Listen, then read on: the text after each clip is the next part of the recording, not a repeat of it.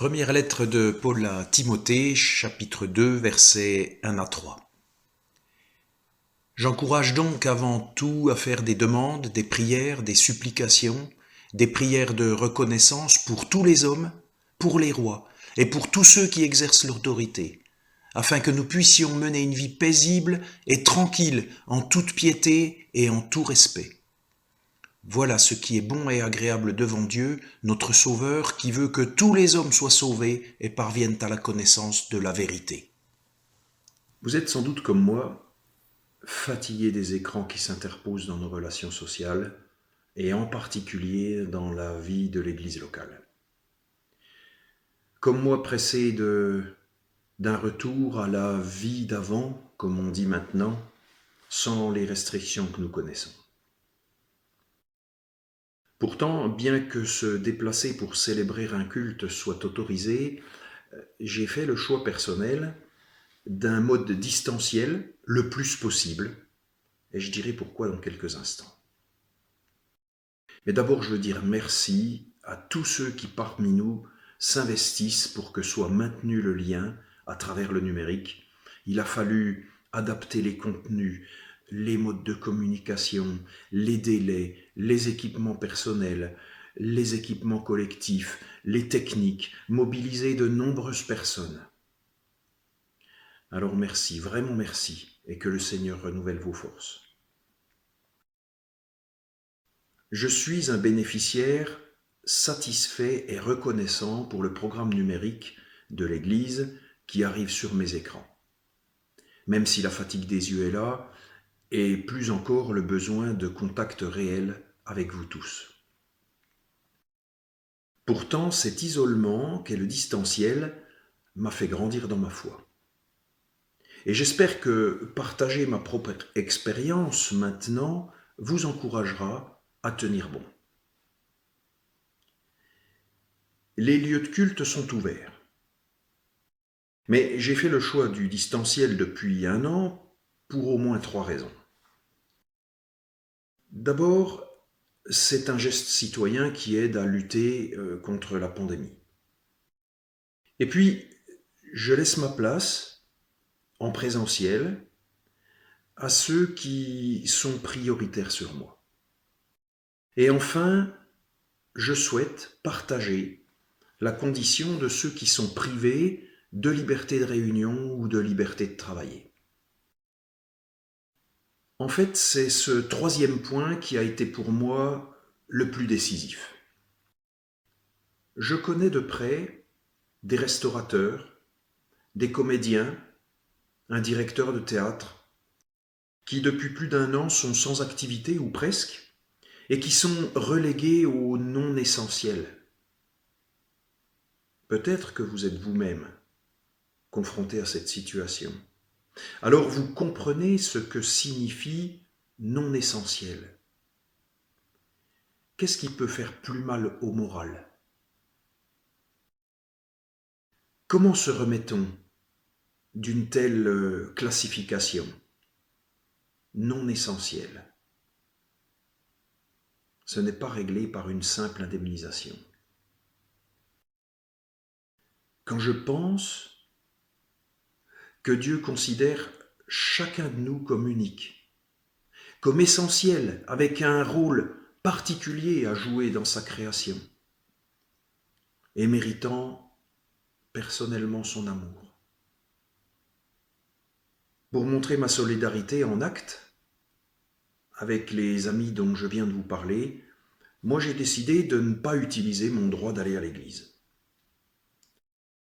Mais je suis infiniment reconnaissant envers nos autorités que les lieux de culte soient ouverts. C'est une extraordinaire reconnaissance de l'importance du spirituel, de la liberté de culte pour chaque individu.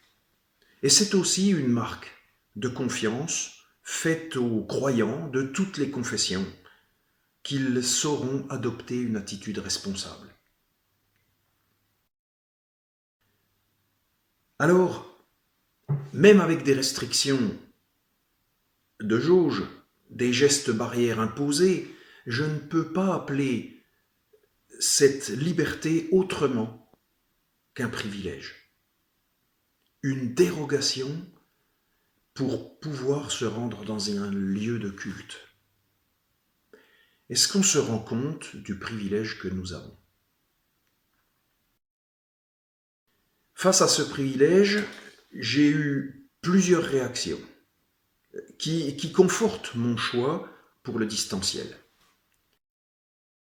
Une réaction de reconnaissance profonde. J'ai écrit au préfet, c'est le représentant local de l'État, pour lui dire merci. Une réaction d'appel à la justice. User d'un privilège sans réclamer le même privilège pour ceux qui n'en bénéficient pas, ça me dérange. Alors dans la même lettre au préfet, j'ai demandé d'intervenir en faveur de ceux qui sont encore sous restriction forte. Une réaction de mesure aussi. Puisque la jauge en présentiel est limitée, tant que moi je tiens bon, je ne veux pas prendre la place de quelqu'un qui se sent seul, qui a besoin d'aide, qui a besoin d'une présence. En tout temps, il y a des personnes qu'il faut accueillir, réconforter, soutenir, entourer.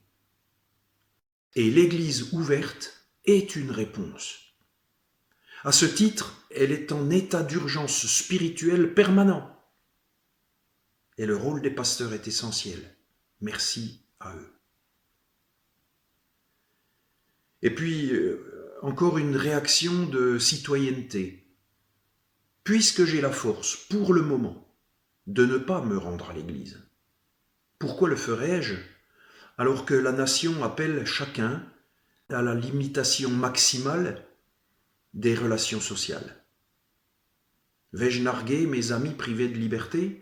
Les offenser peut-être? Tous ceux d'entre eux à qui j'ai expliqué ma démarche ont été touchés et je crois que je leur ai fait du bien. J'ai beaucoup appris en faisant ces choix personnels. La privation donne une valeur inestimable à ce qui manque. Et elle met en évidence le privilège d'en bénéficier. J'ai des frères et sœurs ici, c'est vous tous. J'ai expérimenté maintes fois combien vous êtes précieux et combien je peux compter sur vous. Ne plus vous côtoyer pour un temps me le redit plus fort encore. Mais j'ai aussi des frères et sœurs ailleurs dans le monde qui, eux, sont privés par la loi de leur pays de vie d'église. Certains sont persécutés par leurs autorités pour leur foi. J'ai compris un petit peu mieux leurs conditions. J'ai compris et j'ai vécu ce que signifie que Jésus habite en moi. Il ne me quitte pas. Je ne dirai plus que je vais à l'église pour rencontrer Dieu ou pour rentrer dans sa présence. C'est une erreur. Jésus est en chacun de nous, avec nous, partout et en tout temps. On va à l'église pour communier avec les frères et sœurs, et c'est très très important. En être privé, c'est douloureux. Mais on ne va pas à l'église pour rencontrer Jésus. Il habite en nous. La Bible est très claire là-dessus, il n'habite pas à l'église. Et heureusement, pour tous ceux qui sont privés de vie d'église, privés du droit de se rassembler. Et puis j'ai expérimenté aussi que les liens fraternels ont été resserrés. Dans le petit groupe de maison que je fréquente, virtuellement bien sûr, on a vécu ce resserrement des liens, je crois pouvoir le dire. Malgré les coupures, les mauvaises liaisons techniques. Comment aurait-on fait sans ces outils numériques? Merci Seigneur pour l'époque dans laquelle tu nous as placés. Je ne reproche évidemment à personne de se rendre à l'église. Il faut la mobilisation présentielle d'un certain nombre pour permettre aux autres, ceux qui sont à la maison, de partager une partie de la communion fraternelle. Et il en manque une grosse part, c'est vrai. Mais nous avons une responsabilité essentielle de bon témoignage. Alors je souhaitais simplement encourager chacun à manifester notre reconnaissance aux autorités bienveillantes, à prier pour elles, à dire publiquement merci, à expérimenter aussi combien la mesure dans l'usage d'un privilège est bénéfique, à agir pour mieux faire notre part de lutte contre la pandémie. Et en tout cela, je crois que nous exprimons un bon témoignage et que nous agissons pour le bien de la cité. En tout cela, je crois que nous montrons notre soutien et notre respect aux autorités. Soutien et respect traduit par soumission dans nos Bibles, un mot pas très à la mode. C'est facile quand tout va bien, mais maintenant il faut faire nos preuves dans la durée. Alors, tenons bon et faisons le mieux possible. Que Dieu vous bénisse.